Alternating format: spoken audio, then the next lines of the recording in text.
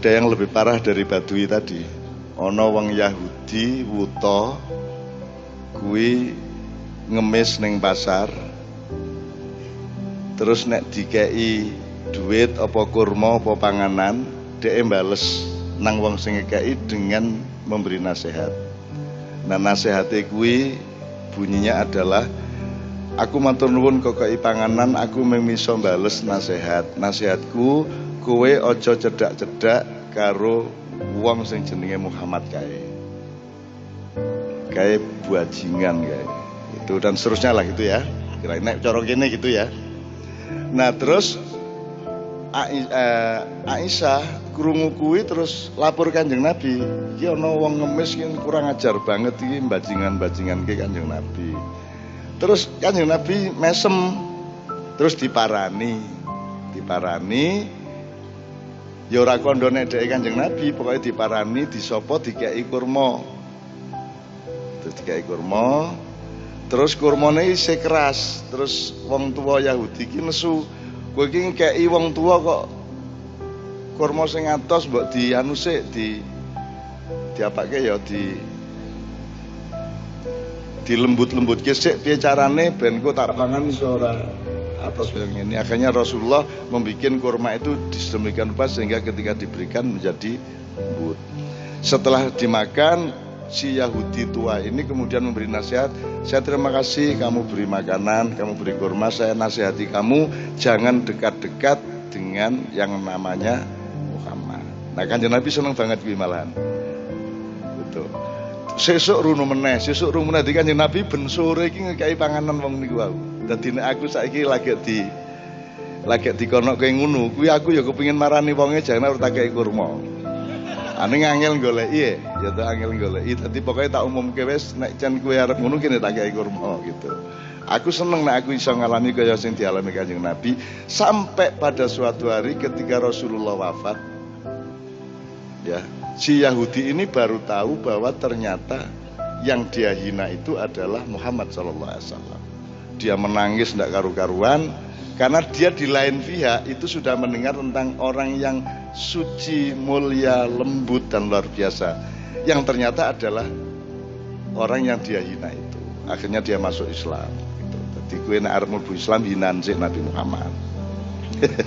Dengan logika modern ya toh. Kira-kira seperti itu. Nah, Bapak sekalian, kita mulai dari Al-Anu aja. Ikhlas itu suratnya apa gitu dulu. Pak Muzamil, saya mohon ikut bantu saya Pak Muzamil. Al-Ikhlas, ikhlas niku suratnya ten Quran apa ibu bapak-bapak? Surat Al-Ikhlas apal sedaya? Coba sareng-sareng. Ayo. Syaitonir rajim. Bismillahirrahmanirrahim. Qul huwallahu ahad. Allahus samad, lam yalid wa lam yulad wa lam yakul lahu kufuwan ahad. Shadaqallahul azim. Oke. Iki surat jenenge Al-Ikhlas, judulnya Al-Ikhlas. Ning kata ikhlas ora ono ning surat iki. Berarti harus ada mesin pikiran dan akal untuk menemukan piye karepe iki ikhlas kok dituturkan dengan kalimat yang kata ikhlasnya tidak ada. Itu. Andaikan saya tanya kepada orang yang pernah menjadi ketua Bahsul Masail Nahdlatul Ulama DIY, kira-kira jawabnya gimana Pak Muzamil? Baik, jadi kenapa dalam surat Al-Ikhlas tidak ada kata ikhlas? Karena memang orang ikhlas itu kalau bilang ikhlas sebenarnya orang nggak ikhlas. Ya. Saya ikhlas, nah ini berarti nggak ikhlas itu. Orang ikhlas itu kondo-kondo. Nah ya, kondo-kondo. Lek kondo-kondo itu berarti ada udang di balik batu. Gitu ya. Maka surat Al-Ikhlas tanpa kata-kata ikhlas. Karena ikhlas itu dalam hati, tidak dalam omongan. Nek cinta sama dengan cinta. Loh. Jadi cinta tidak boleh diucapkan. Yang sejati yang tak terucapkan tapi dikerjakan. Aneh nek ngelamar kan tetap kudu ana kata-kata cinta. Ya toh, aku dono I love you gitu kan. Gitu. Ning pisan tok bar kuwi aplikasinya, perbuatannya, buktinya gitu ya. Betul. Ya gitu ya. Jadi satu alasan menurut satu hujah dari Pak Kiai Muzamil, kenapa tidak ada kata ikhlas di dalam surat Al-Ikhlas? Karena ikhlas itu memang letaknya sangat batiniah di dalam kalbunya manusia dan tidak di mulutnya manusia. Ngono ya satu ya. Betul. Ada makna lain Pak Muzamil? Makna lain karena ikhlas itu artinya kan tidak mendua. Tidak mendua. Tidak mendua. Maka di situ kalimatnya kul huwallahu ahad. Katakanlah dia itulah Allah yang satu. Jadi ikhlas itu tidak mendua. Jadi aku kalau bersama istri saya, ya istri saya itu saja, gak membayangkan yang lain gitu. Itu namanya ikhlas itu. Jadi kalau sholat Allahu Akbar, ya Allah saja, tidak ada mertua, tidak ada siapa, itulah ikhlas. Jadi kalau mendua atau mentiga itu tidak ikhlas. Maka ikhlas qul huwallahu ahad. Oke. Ini saya mempersilakan Bapak-bapak loh, anytime kalau ada yang ngerespon, nambahin, membantah dan seterusnya ya Pak ya. Saya mohon ya. Sebab kalau kita pakai sistem seminar satu persatu kan dawa banget bingo. Jadi anytime saya persilakan sebenarnya. Oke, tapi kita lengkapi dulu tafsir mendadak ini ya. Oke. Gue naik urusannya karo akidah nang Gusti Allah Pak. Tapi kalau penerapan ikhlas yang tidak mendua tadi itu dalam kehidupan sehari-hari, misalnya apa ikhlas bagi petani, apa ikhlas bagi keluarga, apa ikhlas bagi kehidupan sehari-hari, gue jawab piye Pak Muzamil. Jadi aku iki nguji ning ra ketara ya. Jadi gini, setia kepada apa yang dikerjakan. Jadi kalau nandur ya nandur. Betul. Kalau jualan es ya jualan es yang tenanan gitu ya. Jadi kalau nambal ban ya nambal ban yang tenanan. Jangan mendua. Kalau mendua itu kan nambal ban padahal maunya lain. Bertani maunya lain. Adik setia. Setia. Maka di situ perlu Oke.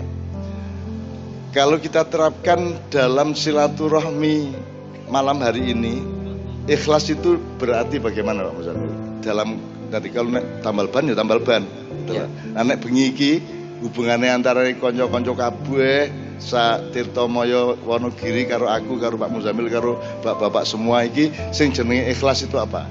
Ya, jadi kita mari malam ini betul-betul silaturahim. Gitu ya. Masalah yang lain-lain nanti kan Allah yang akan memberikan jalannya. Asalkan kita tenan di sini betul-betul menyambung perseduluran, persaudaraan, rahim. Rahim itu kan rahim gitu ya. Jadi kita kan dari satu rahim gitu ya. Entah wujudnya sekarang itu ibu kita berbeda-beda, tapi asal usulnya kan satu, yaitu rahim Siti Hawa gitu ya. Dari Rahman Rahimnya Allah Ta'ala. Maka kita pokoknya sekarang bagaimana apapun latar belakang, apapun usulnya, asal usulnya bukan itu, tapi mencari titik temu satu kita, itu satu rahim. Oke, kita detailkan sedikit ya. Jadi bapak-bapak ibu sekalian datang ke sini ini untuk apa atau untuk siapa? Untuk Allah. Untuk Allah. Ibu, mbak, adik-adik, anak-anakku untuk siapa ke sini? Oke, untuk Allah ya. Nek untuk Allah ya pasti ada Kanjeng Nabi di dalamnya gitu ya. Nek saiki cara tidak untuk apa di sini? Golek duit? Tidak. Golek jabatan? Arep nyolong? Arep ngutil? Golek jodoh? Lah rada ora ya iki. Ayo. Golek jodoh ya ora apa-apa to ya. Wong itu kan juga berarti berurusan sama Allah ya. Neng kowe isih cilik-cilik kapan-kapan wae. Berarti kalau cari jodoh itu kan berada dalam kehendak Allah apa tidak Pak Muzamil? Kehendak Allah. Nah, berarti cari jodoh include di dalam pencarian kita atau komitmen kita kepada Allah malam hari. Tidak ada masalah berarti. Nggak ada masalah karena ide perkawinan itu dari Allah Ta'ala, ide pernikahan. Ya, gagasan pernikahan itu Allah. Allah Ta'ala. Yang memerintahkan Allah Ta'ala. Ngerti maksudnya Pak Muzamil? Nek negara sing gawe sapa? negara, manusia. tanah air yang bikin Allah. Tapi kalau organisasi pengelolaan kesejahteraan yang namanya negara, sapa sing gagas? Parpol sing gawe? Klub sepeda gembira? Manusia. Penting di dhuwur di derajate bikinan Allah apa bikinan manusia? Benar?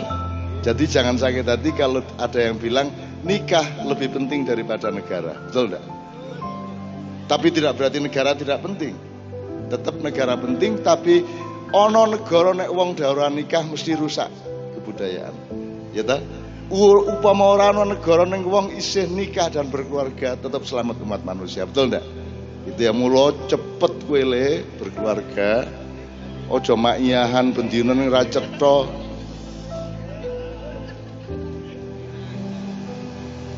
Mbak iki uga sing jebujangan, Mbak. Gitu ya. Jadi malam hari ini kita kul huwallahu ahad. Artinya orang tuh niat liyane. Termasuk Kiai Kanjeng sama saya. Dalam rangka apa ke sini? Saya sama Kiai Kanjeng ke sini dalam rangka apa? Niatnya apa? Menurut Pak Muzamil, niat kami ke sini ini. Karena cinta kepada Allah Subhanahu wa taala diwujudkan dengan menjalin cinta kepada hamba-hambanya. Apakah saya sama Kiai Kanjeng di sini ketemu sama warga Nahdien Wonogiri dalam rangka supaya saya menjadi sesuatu di sana? Tidak. Dalam rangka saya supaya menjadi pemimpin di sana? Dadi bengi iki aku rene ya rene kuwi tujuane. Ya saiki konsentrasiku ya Wonogiri iki. Orang duwe konsentrasi liyane. Gitu loh. Gitu ya. Itu namanya kul huwallahu ahad.